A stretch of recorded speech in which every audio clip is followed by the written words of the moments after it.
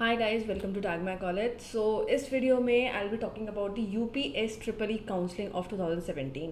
ठीक है, UPSC is another name for your Uttar Pradesh state entrance counselling and it is conducted by basically doctor APJ Abdul Kalam technical university. And ये जो UPSC की counselling होगी वो basically UPSC के रिजल्ट्स डिक्लेयर होने के बाद होगी, जो कि doctor APJ Abdul Kalam technical university 30 मई तक डिक्लेयर कर देंगे। Then just right after the results will get declared, counseling शुरू हो जाएगी, that is from starting of your June। तो so this video is kind of a wake up call for you people कि जो भी counselling के लिए attend करेंगे तो उसको क्या प्रोसीजर करना होगा और क्या मतलब क्या डॉक्यूमेंट्स उसको पहले से तैयार करके रखने होंगे। So this video is all about that. So basically क्या होगा कि यूपीएससी की जब रिजल्ट होगा तो उससे रैंक लिस्ट से आपको पता चलेगा कि आपने यूपीएससी की काउंसलिंग के लिए क्वालिफाई किया है या नहीं किया है।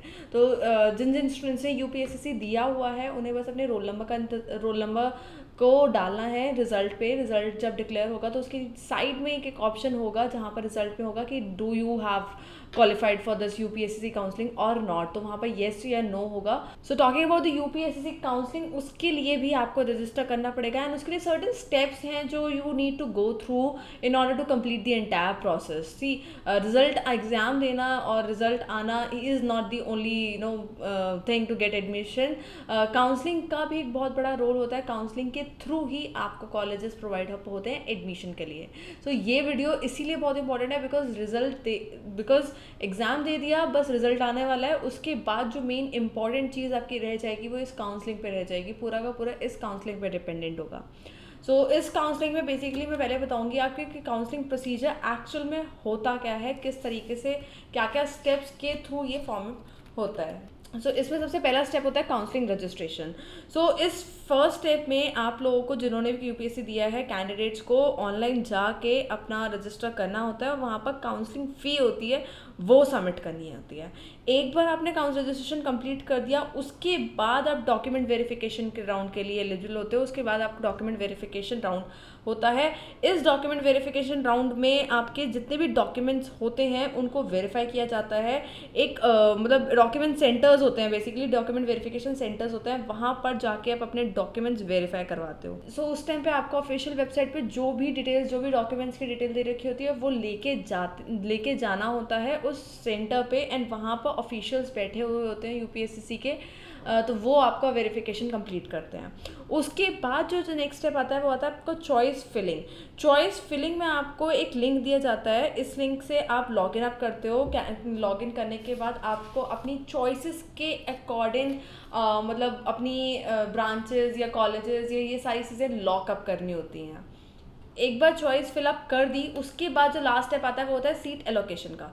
सीट एलोकेशन में क्या होता है कि आपने चॉइस फिलिंग प्रोसेस को कंप्लीट करने के बाद आप इस स्टेप पे पहुंचते हो और ये स्टेप बेसिकली आपका एक्चुअल में बताता है कि आपको सीट अलॉट हुई है या नहीं हुई है on the basis of the choices you have filled. इसका जो रिजल्ट होता है वो यूपीएससी की वेबसाइट पे डिक्लेयर हो जाता है, मतलब कि आपको सीट अलॉट हुई है नहीं हुई है, ये आप अपनी यूपीएससी की ऑफिशियल वेबसाइट्स पे जाकर चेक कर सकते हैं।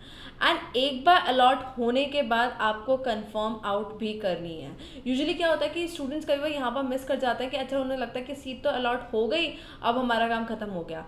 No guys, so once the result of the seat allocation is released, the candidates have to report at the college allotted within 1 or 2 days after the seat is allotted। आपको 1 या 2 दिन के अंदर ही अंदर उस कॉलेज में जहाँ पर आपको जो भी कॉलेज आपको मिला है वहाँ पर पहुँचना होता है और अपनी सीट को डबल लॉक करना होता है। एक बार आप लॉकिंग करते हो जब आप चॉइस की फिलिंग करते हो, एक बार सीट लॉक करते हो, दूसरी बार सीट जब लॉक करते हो, जब आप सीट कंफर्म करने जा रहे होते हो कि एक बार आपको अलॉट हो गई, now you are very sure, now you are making sure कि आप इस एडमिशन के लिए, इस कॉलेज में इस एडमिशन के लिए डेफिनेटली जाने वाले हो। सो ये स्टेप होता है बेसिकली काउंसलिंग रजिस्ट्रेशन से लेकर डॉक्यूमेंट तक, डॉक्यूमेंट से लेकर चॉइस तक एंड फिर last is your seat allocation. So as I was talking about the document verification, now सबके दिमाग में एक क्वेश्चन होगा कि डॉक्यूमेंट्स होते क्या हैं, कौन कौन से डॉक्यूमेंट्स हमें लेके जाने होते हैं। तो इस स्लाइड में मैं वही बताती हूँ। सबसे पहले आपको यूपीएससी का एडमिट कार्ड जरूर लेके जाना है, वो आपके पास होना ही होना चाहिए। Don't miss out that admit card. उसके अलावा आपको क्लास 10th और 12th की मार्कशीट्स भी साथ के साथ लेके जानी है कि आपने 10th भी कंप्लीट किया है, उसके बाद आपका 12th का भी रिजल्ट क्लियर है, ये इस मार्कशीट से आपका वो डिक्लेयर अप होता है। मूविंग फॉरवर्ड फिर आपका कैरेक्टर सर्टिफिकेट सबमिट होता है जो कि आपका स्कूल इशू कराता है, इसमें डरने की बात नहीं है। 12th का रिजल्ट जब लेने जाओगे, मार्कशीट जब लेने जाओगे, तभी आप अपना कैरेक्टर सर्टिफिकेट वहाँ से पिक कर लो स्कूल से, तो वो स्कूल आपको आसानी से प्रोवाइड करा देता है। उसके बाद आपको अपने डोमिसाइल की ज़रूरत होती है कि आपका डोमिसाइल होता है कि आप किस रीजन से हैं, कहाँ हैं, उसमें सारी आपकी वेरिफिकेशन होती है, तो वो उस सर्टिफिकेट की ज़रूरत होती है। उसके अलावा अगर आप किसी कैटेगरी में फॉलो आउट करते हैं, SC ST OBC, तो उस कैटेगरी का सर्टिफिकेट। एंड सपोजिंगली अगर आप किसी कैटेगरी में बिलोंग करते हैं, like belonging to a freedom fighter family और आर्म्ड फोर्स और physically handicapped person, then you can as well as attach that certificate. And उसके अलावा आपको इनकम सर्टिफिकेट की ज़रूरत होती है, जो आपको अपने पेरेंट्स की इनकम की सर्टिफिकेशन का लगाना होता है अपने जितने भी डॉक्यूमेंट्स आप जब UPSC की काउंसलिंग के लिए जा रहे होते हो।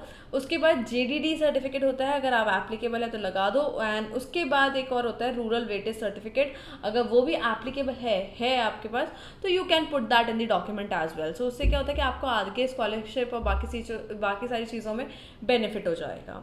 सो ये मेन डॉक्यूमेंट्स हैं जो आपको ज़रूर लेके जाना है, इनको आप मिस आउट नहीं कर सकते जब आप UPSC की काउंसलिंग के लिए जा रहे हैं।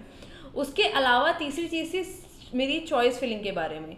जब मैंने कहा था कि कुछ सेंटर्स होते हैं जहाँ पर जाके आप इन चॉइस फिलिंग को लॉक अप करते हो, मतलब अपनी चॉइसेस को फिल अप करते हो एंड लॉक करते हो। तो कुछ सेंटर्स के नाम कुछ इस तरीके से हैं: आगरा, अलीगढ़, इलाहाबाद, बांदा, बरेली, बिजनौर, बुलंदशहर, गौतम बुद्ध नगर, गाजियाबाद, गोरखपुर, हापुड़, जौनपुर, झांसी, कौशाम्बी, लखनऊ, महाराजागंज, मथुरा, मेरठ, मुरादाबाद, मुजफ्फरनगर, नज़ियाबाद, रायबरेली, शामली, सहारनपुर, उन्नाव एंड वाराणसी। सो ये मेन सेंटर्स हैं जहाँ पर जाके आप अपने आप को रजिस्टर करते हैं एंड वेरिफिकेशन के लिए भी बेसिकली इन्हीं सिटीज़ की सेंटर्स में आपको बुलाया जाता है। So the third was about the list of centres as well. And the next thing, guys, we have an offer on our website, that is you will be getting 50 rupees cashback, Paytm cashback, अगर आपने अपना JEE main score card हमारी website पे update किया। तो website का link आपको description से मिल सकता है, तो हमारी वेबसाइट पे जाओ एंड वहाँ पर रजिस्टर अप करो एंड अपना JEE मेन का स्कोर कार्ड वहाँ पर सबमिट करो, टैग करो एंड अपलोड करो, and definitely you will be getting back the ₹50 as your Paytm cashback very soon. So इतना ही था मेरी इस वीडियो में। सो और जानने के लिए हमें सब्सक्राइब करना ना भूलिए @tagmycollege। एंड इससे अलावा अगर आपको कोई क्वेश्चन, कोई क्वेरी या कोई भी डाउट है, so do write in your comments, will get back to you very shortly. Bye bye.